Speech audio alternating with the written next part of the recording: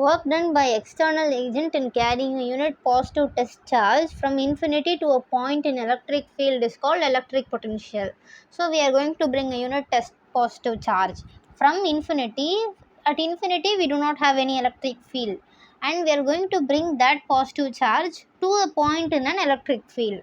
Okay, so the work done in carrying that positive charge by an external agent, that is potential, electric potential. So that is, it is, what is it actually? Work done by unit by external agent in carrying a unit positive charge. So for a charge we are calculating the V equals to W by Q naught, where Q naught is a positive test charge. Okay, now what is the unit, SI unit of electric potential? It is work done by charge, so it is joule per coulomb. So how do we find the dimensional formula? It is for work done, it is, we know, force into displacement. So for force it is ml t power minus 2. For displacement it is L. For Q naught is nothing but charge. So charge is I into T, current into time. So that is ml square t power minus 3 a power minus 1. So this is how we find the dimensional formula. Positive charge flows from higher potential to lower potential, while negative charge flows from lower to higher potential until the potentials become equal. So whenever we have two different bodies of different potentials, so one is at higher potential and one is at lower potential, then the positive charge, we can say, it flows from higher potential to lower potential, and the negative charge flows from lower potential to higher potential, and the charge flow will take place until the potentials of the two bodies are becoming equal. So please keep this point in mind. So the flow of charge is analogous to flow of liquid or flow of heat, because if we take a liquid, then it flows from higher level to lower level. Similarly, if we take heat, it will flow from the body with higher temperature to the body with lower temperature. So similarly, if you are taking the positive charge, it is flowing from the region of higher potential to lower potential. And one more thing, electric potential of earth is zero, no matter if charge is taken out or given to the earth. So we always take electric potential of earth is zero.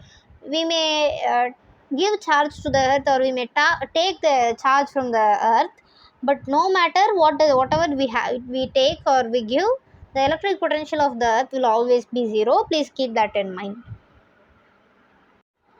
Potential difference, work done by an external agent in carrying a unit positive charge from one point to the other point in electric field, that is called potential difference. So previously, for while finding electric potential, we have taken a charge from infinity to a point in the electric field. Now we are going to move the charge in electric field only from one point to the other point. So but both the points will have different potential, so there will be a work done. So that is called potential difference. Now let us see how we are finding it.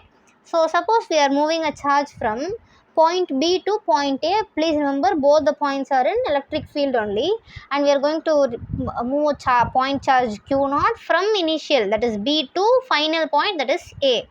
So generally the work done formula is Q naught into V final minus V initial. So previously we have seen the volt W, that is S potential is equals to work done by unit charge Q naught, V is equals to W by Q.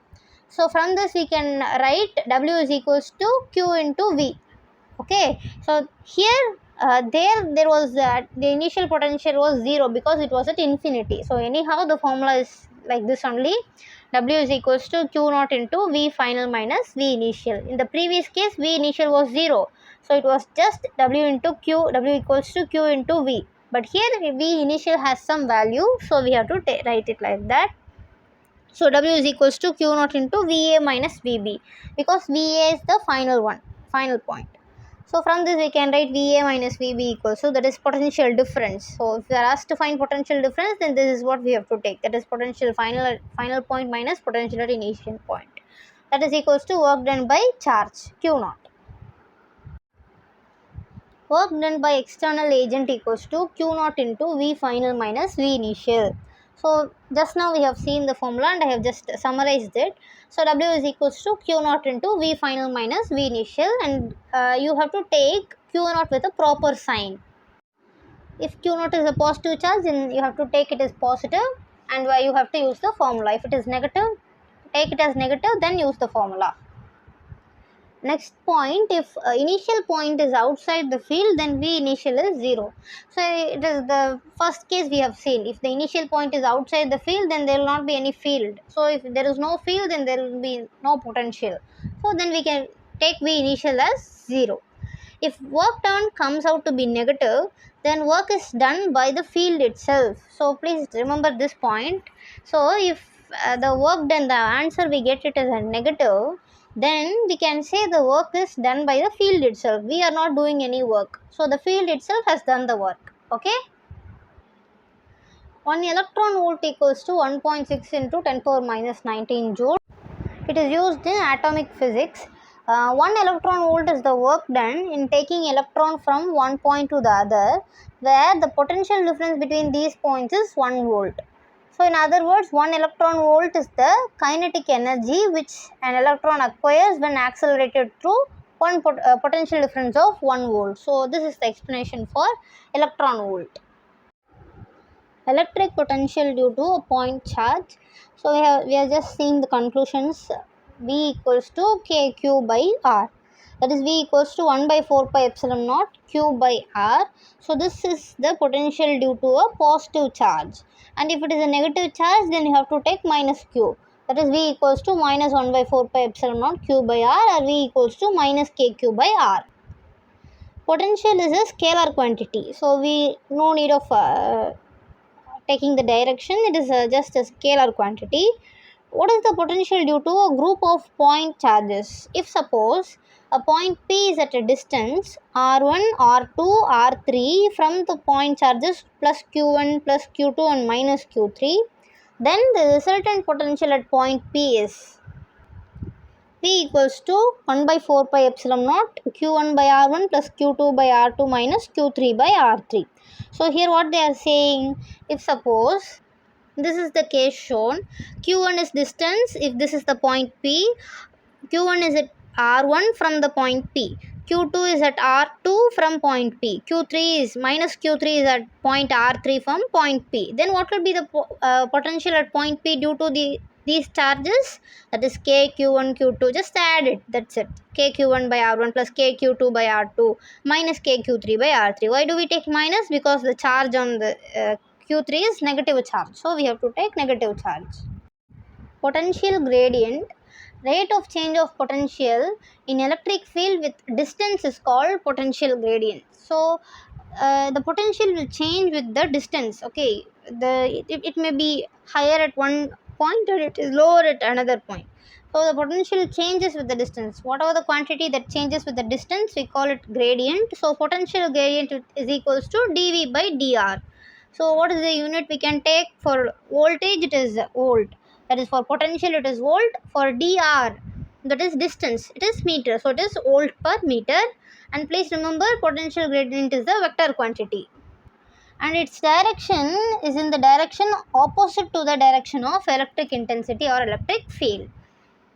Now we will see the relation between electric field and voltage, that is potential. E equals to minus dV by dr. So this is the general relation between electric field and potential. So from this we already know electric field, unit of electric field is Newton per coulomb. So from this we can also write it is volt per meter. Okay.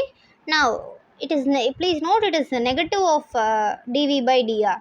That is electric field, where dV by dr is potential gradient we have seen just now, but electric field is negative of that, minus dV by dr.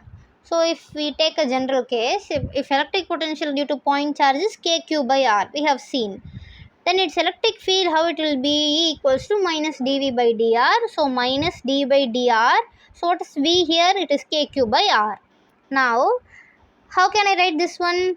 kq by this r and this r, kq by r square. So this is the formula for electric field due to a point charge, and this we have already seen.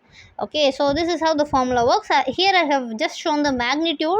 Okay, and why is the sign negative? Because electric potential actually decreases in the direction of electric field. We will see about it. This shows only the magnitude part. This is what I have told. So if this is the direction of electric field, that is towards right, and we have 3 points A, B, C in the electric field, then potential decreases in the direction of electric field. What does it mean? So if we are going in the direction of electric field, potential will be decreasing. If at A, if it is VA, and if it at B it is VB, and at C it is VC, then VA, that is highest. Okay, potential at point A is the highest, then VA greater than VB greater than VC. So that is what I have told. Potential decreases in the direction of electric field. So we will use minus dV by dr. Okay.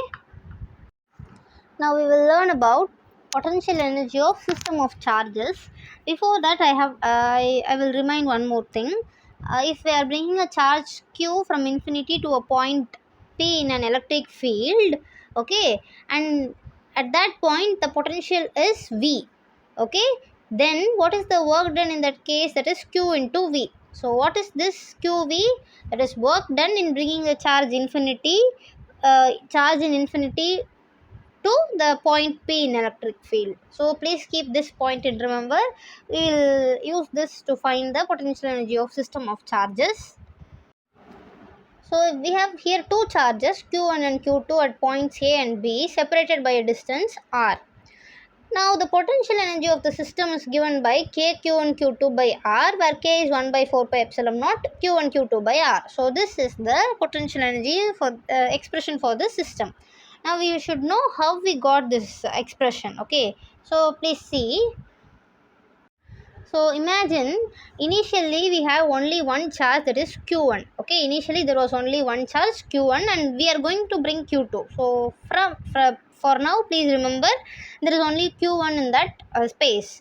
So because of that Q1, at a distance r from the Q1, the potential is equals to kq1 by r. Okay, we know, we have already seen this. The potential due to the charge at a distance r from it, that is equals to kq by r. Okay, here we are taking the charge q1, so it is v equals to kq1 by r. So this is the potential at this point.